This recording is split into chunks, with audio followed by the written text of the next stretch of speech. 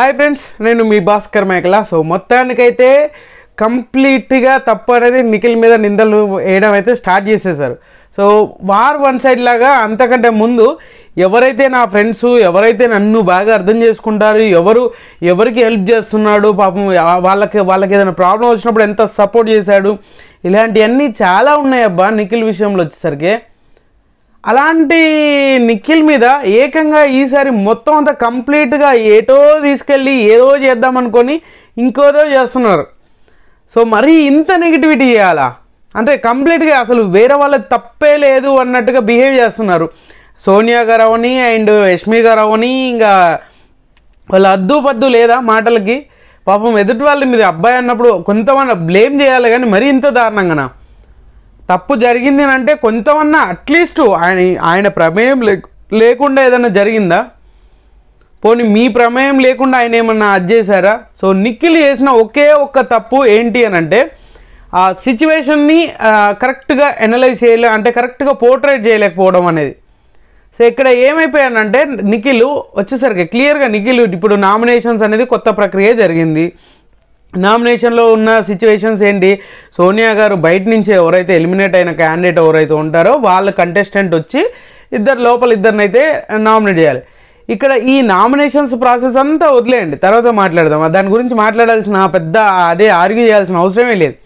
ఫస్ట్గా మాట్లాడుకోవాల్సింది సోనియా గారు వచ్చినాక ఎలిగేషన్ ఏంటి అని అంటే, సో ఈ యష్మి విషయంలో ఏదైతే మీ ఇద్దరి మధ్యలో జరుగుతుందో అని చెప్పేసి ఆ టాపిక్ ఏదైతే రేజ్ చేసిందో ఆ టాపిక్ మామూలుగా రేజ్ చేయలేదు. పాయింట్ టు పాయింట్ ఎలా అంటే ఈ గ్రూపిజం అనే గేమ్ ఉంది చూసారా, ఈ గ్రూపు అని చెప్పేసి పాపం ఎట్లయినా ఖచ్చితంగా కప్పు కొడితే మన ఓజీల నుంచే కొట్టాలి అనే పాపం అంత స్పోర్టివ్గా తీసుకున్న నిఖిల్ ఏమైపోయింది? గ్రూప్ కాదు, మీ టీం అంతా ఏమైపోయింది? ఇంత దారుణంగా నీకు ఎంత క్లోజ్ అటాచ్మెంట్ ఉన్న యష్మి ఇంత దారుణమైన నిందలేయాల్సిన అవసరం ఏంటి?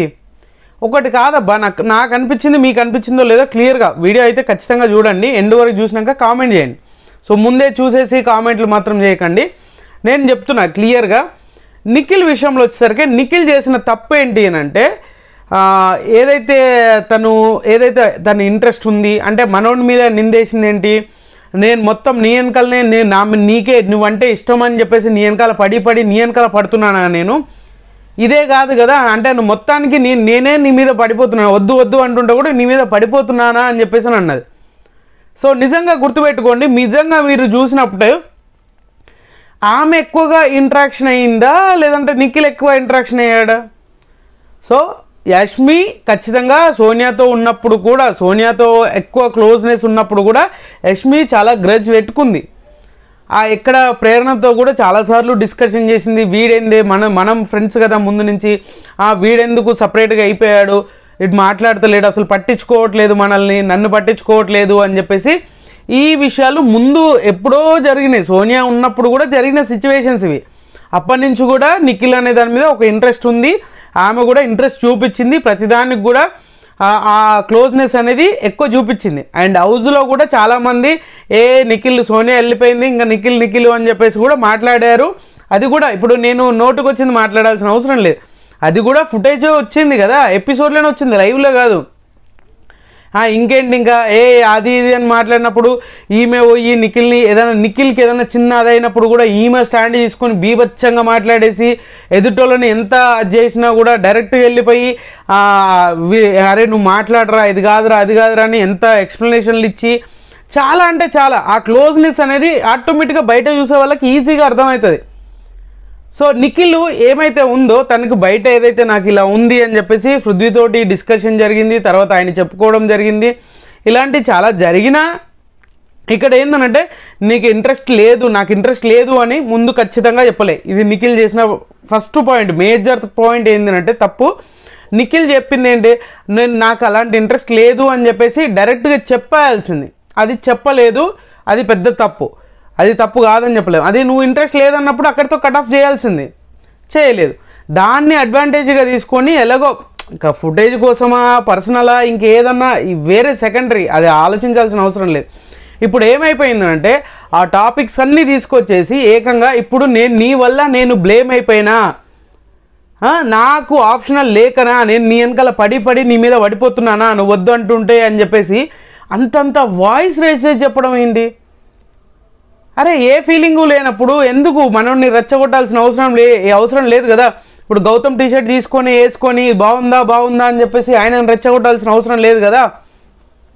అక్కడి నుంచే కదా రైవలరీ స్టార్ట్ అయింది గౌతమ్కి అండ్ నిఖిల్కి. నిఖిల్ అంత పర్సనల్గా తీసుకొని అది చేయాల్సిన అవసరం లేదు.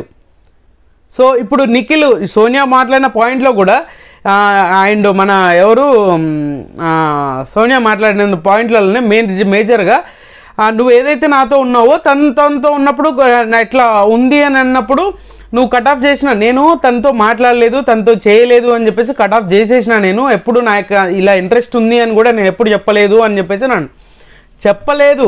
బట్ ఆ బిహేవియర్ చూసి వాళ్ళకి అర్థమైపోయిందేమో.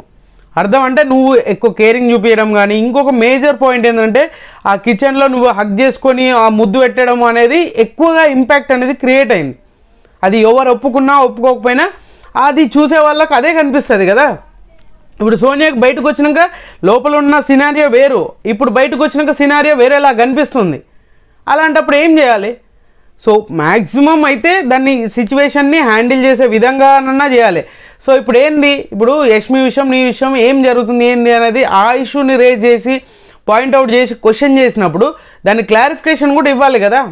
అసలు సంబంధం లేదు. ఇప్పుడు నాతో ఉన్నావు, నాతో ఎక్కువగా క్లోజ్గా ఉన్నప్పుడు తనతో ఎందుకు అది చేయాల్సి వచ్చిన అవసరం లేదు అని అంటే ఇక్కడ కంప్లీట్గా వార్ వన్ సైడ్ లాగా కంప్లీట్గా ఇప్పుడు ఏదైతే బయట ఇష్యూ జరుగుతుందో నిఖిల్ మీద, ఆ ఇష్యూని ఇది ఏమంటారు ఈ కంపేర్ చేసుకొని దీన్ని పాయింట్అవుట్స్ రేజ్ చేస్తున్నట్టుగా అనిపించింది నాకు సోనియా గారు మాట్లాడినప్పుడు. అది నేను వార్ వన్ సైడ్ లెక్క ఇప్పుడు నిఖిల్కి ఏదో స్టాండ్ తీసుకొని చెప్పట్లే. మరి ఇంత దారుణంగా అబండాలు చేయాల్సిన అవసరం అసలు యష్మి అసలు చేయలేదంట, అలాంటి ఇంట్రెస్టే లేదంట. నేనే మొత్తం బ్లేమ్ చేస్తున్నావు, నేను తప్పు అయిపోయింది, నన్నే తప్పుగా ప్రూవ్ చేసావు అని అంటే తప్పుగా ఏం ప్రూవ్ చేయలేదు. అక్కడ సిచ్యువేషన్ ఏంటంటే కరెక్ట్గా స్ట్రేట్ ఫార్వర్డ్గా చెప్పేశాడు అని అంటే సిచ్యువేషను ఖచ్చితంగా వేరేలాగా అయిపోతుంది. అది చెప్పలేక తనంతలా తను బాధపడిపోతున్నాడు. అసలు ఎక్కడ లేని అది ఎమోషన్ అయిపోయాడు ఆ సిచ్యువేషన్స్ అన్నీ జరుగుతూ ఉన్నప్పుడు. కానీ ఇంత దారుణంగా ఫ్లిప్ చేయాల్సిన అవసరం లేదు, ఇంత దారుణంగా నాకు సంబంధం లేదు. ఆటలో గేమ్లో ఆడొచ్చు కానీ మరి ఇంత గ్రూపిజంగా స్టార్టింగ్ నుంచి అరే వాడిని అట్లా ఇట్లా అని చెప్పేసి అరే తూరే ಎಷ್ಟು ముచ్చినట్టు మాట్లాడి ఆ కాంప్రమైజులు చేసి ఇట్లా చేసి లొల్లులు పెట్టించి ఈ మధ్యలో అసలు సంబంధం లేకుండా నిఖిల్ ఎన్నిసార్లు బ్లేమ్ అయ్యాడు ఆ యష్మి విషయంలో వచ్చేసరికి.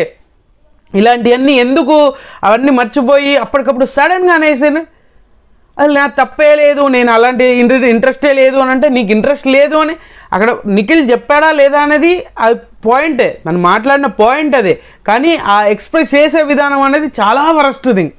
అప్పటికప్పుడు మాటలు ఫ్లిప్ అయిపోవడం, అప్పటికప్పుడు అబండాలు వేసేయడం, అప్పటికప్పుడు అది చేసేయడము, ఇంత దారుణంగా ఈ సిచ్యువేషన్ని క్రియేట్ చేయాల్సిన అవసరం లేదు. ఎందుకనంటే విన్నింగ్కి అతి దగ్గరగా వచ్చిన టైంలో ఇంత దారుణమైన అబండాలు వేసేసి ఇంత దారుణంగా నెగిటివ్గా పోర్ట్రేట్ చేయాల్సిన అవసరం సోనియాకి లేదు అండ్ యష్మికి లేదు. అది కొంతవరకు స్మూత్గా హ్యాండిల్ చేసే విధానం బాగుండేదేమో. కానీ ఇంత దారుణంగా ఒక అమ్మాయిని మోసం చేస్తున్నట్టు బయట సినారియోని ఆడియన్స్కి లోపల సినారియోని రెండు కంపేర్ చేసుకొని బీభత్సంగా నెగిటివిటీ అనేది పెంచడానికి ట్రై చేస్తున్నారా, లేదు అని అంటే నెగిటివ్లోనే ఉంచాలి అని చెప్పేసి అని అనుకుంటున్నారా? మరి నాకు అర్థం కావట్లేదు. బయటది పర్సనల్, అది సపరేట్ ట్రాక్ అనేది, అది సంబంధమే లేదు. మనం దాన్ని క్వశ్చన్ చేయాల్సిన అవసరం లేదు, ఏం చేయాల్సిన అవసరం లేదు. మనం హౌస్ మేట్స్ని జడ్జ్ చేయాల్సింది ఏంది, హౌస్లో ఆడిన దాన్ని బట్టి జడ్జ్ చేస్తాం తప్పితే వాళ్ళ పర్సనల్ లైఫ్ని తీసుకొచ్చి ఇంటరప్షన్ చేసేది ఇక్కడ తీసుకొచ్చి మనం యాడ్ చేయాల్సిన అవసరం లేదు. సో ఇక్కడ ఏంటంటే సోనియా గారు ఏది చేసిన పాయింట్కి నిఖిల్ చెప్పే పాయింట్కి అక్కడ ఏంటంటే తెలియకుండానే నిఖిల్ అక్కడ షాక్ అయిపోయాడు. ఫస్ట్ థింగ్ సోనియా అలా మాట్లాడి ఆ రేంజ్లో రియాక్ట్ అవుతుంది అని చెప్పేసి ఫస్ట్ థింగ్ మైండ్ యాక్సెప్ట్ చేయలేదు మనోడికి. ఆ సిచ్యువేషన్ అంతా ఒక తెలియని ట్రాన్స్లో ఉండిపోయాడు. ఆ సిచ్యువేషన్ ఏదైతే సోనియా దగ్గర నుంచి ఇంపాక్ట్ క్రియేట్ అయిందో వెంటనే యష్మి దగ్గర నుంచి ఆ రియాక్షన్స్ చూసి మనోడికి మైండ్ పోయింది. సో నాకు తెలిసినంత వరకు కంప్లీట్గా నిఖిల్దే తప్పైతే కాదు. నిఖిల్ అక్కడ ఖచ్చితంగా చెప్పాల్సింది, అక్కడ ఆమెకు ఇంట్రెస్ట్ ఉంది పదే చేసినప్పుడు ఇక్కడ పాయింట్స్ క్వశ్చన్లు కూడా చాలామంది రేజ్ చేసింది, కొంత ఎక్కువ మంది రేజ్ చేసింది కూడా అదే. ఏంటి అని అంటే ఆ సిచ్యువేషన్ ఏదైతే ఉందో ఆ సిచ్యువేషన్ ఉన్నప్పుడు కట్ ఆఫ్ చేయాల్సింది. డైరెక్ట్గా చెప్పాల్సింది, అది చెప్పలేదు. తర్వాత కొంచెం ఎక్కువగా ఆమె కోసం స్టాండ్లు తీసుకొని ఆమె పాయింట్లు వాలిడ్ పాయింట్స్ చెప్పమని సోనియా ఏదైతే క్వశ్చన్ చేసిందో ఆ కొన్ని నామినేషన్స్లో అసలు సంబంధమే లేదు. యష్మి కోసం వేరే వాళ్ళతోటి గొడవ పెట్టుకొని వాళ్ళని నామినేట్ చేయాల్సిన అవసరమే లేదు. ఏంటంటే మన ఫ్రెండ్స్ కదా అని చెప్పేసి ఆలోచించి ఉండొచ్చు, బట్ తనకి ఏదైనా ఇంట్రెస్ట్ ఉన్నదొచ్చు, బట్ అది తప్పని చెప్పట్లే. ఫ్రెండ్స్ అన్నప్పుడు పృథ్వీ ఉన్నాడు, ఆయన డైరెక్ట్ చెప్పేస్తాడు నాకు ఫ్రెండ్ కాబట్టి నేను సపోర్ట్ చేస్తా అని చెప్పేసాను. ఆ విధంగా ఉండాలి. సో ఇంత దారుణంగా ఫ్లిప్ అయిపోయి మనోడి మీద అంత పెద్ద నిందేయాల్సిన అవసరం లేదు.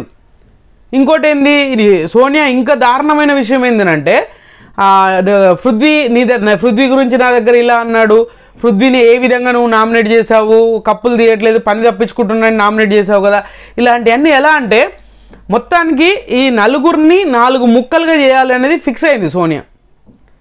అరే ఏమొస్తుందో తెలియదు కానీ మొత్తానికి ఒక హైప్ క్రియేట్ చేపిస్తుంది, వాళ్ళకి ఒక హైప్ క్రియేట్ అవుతుందేమో. బట్ వీళ్ళందరితో పోల్చుకుంటే నిఖిల్కి చాలా బ్యాడ్గా బిహేవ్ చేయడం, బ్యాడ్గా చేశాడు అనే విధంగా పోర్ట్రేట్ అయిపోతుంది. సో 100% తన క్యారెక్టర్ ఏందనేది మనకు అనవసరం. మనం ఇన్ని వారాల నుంచి ఇప్పుడు 11 వీక్స్ నుంచి చూస్తున్నాం కదా, నాకు తెలిసి అంత ఇప్పుడు బేబీ కేర్ లాగా చూసుకుంటారు. ఇప్పుడు తను ఏంటంటే ఎదుటి వాళ్ళ దగ్గర నుంచి ఒక ప్రేమ ఎక్స్పెక్ట్ చేస్తాడు, నన్ను కన్సోల్ చేయాలి, నన్ను ఒక కేరింగ్ అనేది ఉండాలి అన్నట్టుగా ఉండేదేమో. కానీ బట్ ఇంత నెగిటివిటీ వీళ్ళు చెప్పిన విధంగానైతే నాకు నిఖిల్ ఎప్పుడు కనిపించలేదు. మీకు ఎప్పుడన్నా కనిపించాడా, ఎప్పుడన్నా అలా అనిపించింది అనేది కింద కామెంట్ చేయండి. బట్ ఇది నా పర్సనల్ ఒపీనియన్ మాత్రమే, ఎవరిని ఉద్దేశించి కాదు, ఎవరిని సపోర్ట్ చేయాలని కాదు, నాకు అనిపించింది చెప్తున్నాను. బట్ నిఖిల్ అంత పెద్ద తప్పు చేశాడంటే ఆయన ఒక్కడే కాదు, వీళ్ళ సైడ్ నుంచి కూడా ఉంది అది. సో ఏదో అంటారు కదా, ఇల్లు కొట్టుకొని 2 జడలు కొట్టుకొని మొత్తానికి మనోడిని ముంచినట్టుగా అనిపించింది నాకైతే. అందుకని ఆ వీడియో చేయాలని ఫిక్స్ అయ్యి చేస్తున్నాను. సో ఖచ్చితంగా ఈ వీడియో మీకు నచ్చిందని కూడా నచ్చితే లైక్ చేయండి, షేర్ చేయండి, కామెంట్ చేయండి, సబ్స్క్రైబ్ పెడతాం మర్చిపోవద్దు. అండ్